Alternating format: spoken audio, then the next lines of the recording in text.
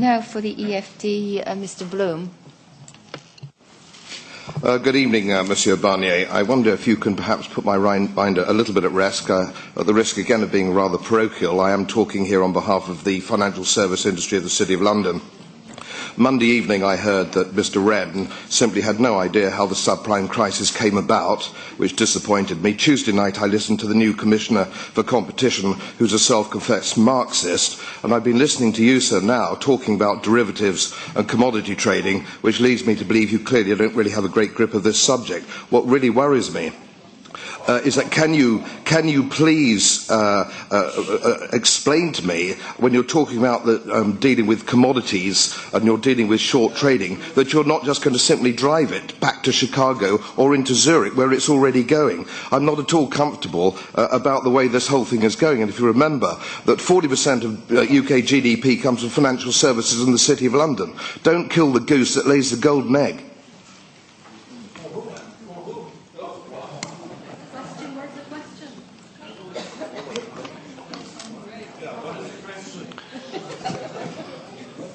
Non, mais Monsieur Bloom n'a pas posé de vraie question. Mais... Well, Mr. Bloom didn't really raise a question, but he did express a conviction, and that's his right. His right to use his time in that way. I also have figures on the importance of the city. I was a bit surprised by what you said, if the translation was correct, that you were talking on behalf of the financial services.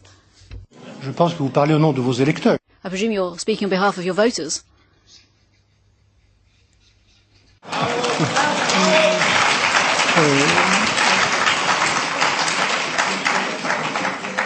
Parmi lesquels il y a probablement. And among them, no doubt, there are many people who are in high managerial posts. And Mr. Bloom is right in one sense. He's right to remind us that for a significant capital, for London, for the United Kingdom, the financial sector is very important. It's considerable in terms of importance. We're talking across Europe too of millions of jobs, 5 or 6 million jobs, I think, linked to that sector in the European economy. Millions of people who work and earn a living for their families. So Mr. Bloom is right. For one country, for one capital, it's a very important sector, the financial services sector. So we do need to be very careful about that, and I will be very careful about that. Now, of course, it's not for me to simply say anything to please you, Mr. Bloom, but I don't think it's within the interests of the British financial sector, which is a sector we need, not just for the UK, but for Europe as a whole, for reasons I've said. It's not in the interests of that sector to continue to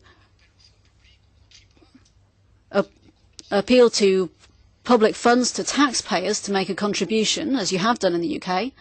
You've had to appeal to taxpayers to put right the consequences of a crisis which we hadn't really foreseen, which we hadn't anticipated because of a lack of transparency and a lack of supervision. This is 600,000 billion euros, which is going round the world, linked to derivatives. It's a market that we have to control. Donc, nous avons besoin, Monsieur Bloom, de... So, Mr. Bloom, we need regulation. I'm tempted to quote Adam Smith in response to Mr. Bloom, the founding father of neoliberalism. The market cannot work without rules and cannot work without ethics among those involved in it, and that's what I believe.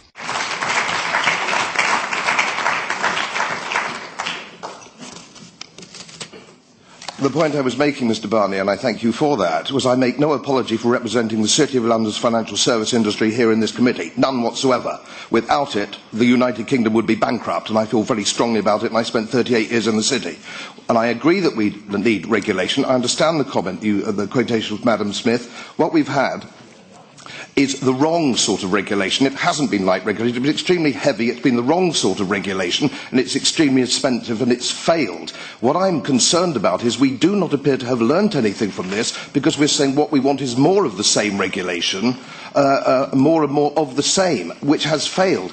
Other parts of the world, like Australia, have not suffered from this problem because they have a completely different sort of regulation. So could you assure me that we will look to other systems of regulation, not the totally prescriptive system that we've had in the past, which has caused this appalling crisis?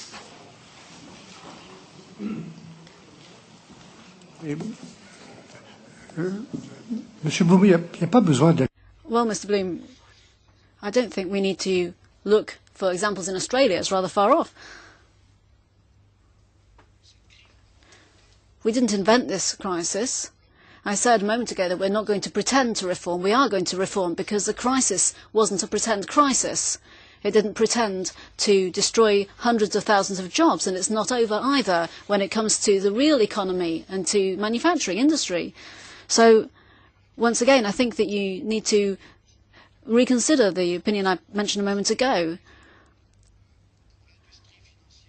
It's in the interest of the European financial sector and the British financial sector to be regulated properly and effectively.